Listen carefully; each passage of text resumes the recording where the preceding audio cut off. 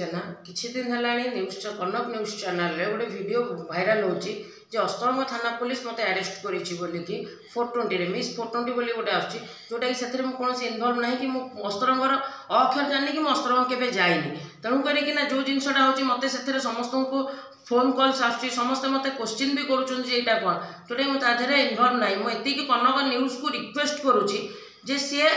तांकर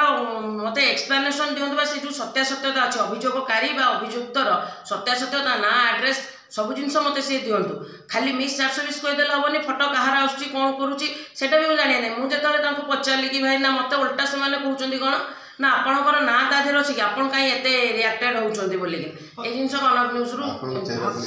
मो चेहरा भाया बहुत अच्छा बोलिकी भी से मते से जिनसटी कहते तेणु आउे मुझे एति रिक्वेस्ट कर मत पूरा डिटेल्सटा अस्तरंग थानार जो केस हो जहाँटा भी होती तार ना आड्रेस मत डिटेल्सटा आनी दिखाई सांबादिक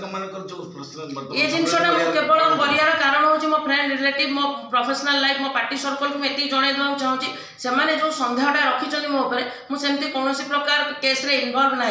केस रे इनवल्व रोच हम कहते ना जेहेतु हम पार्टी सर्कल अच्छु कौन बाड़िया बाड़ी केस ये केस ये 420 केस रे इनवल्व कौन प्रकार भी ना यहाँ मो दलीय कार्यकर्ता दलीय नेतृवृंद को हाथ जोड़ी अनुरोध करुच्ची भूल भी सुधा से जिनस मत सन्देह करूँ ना।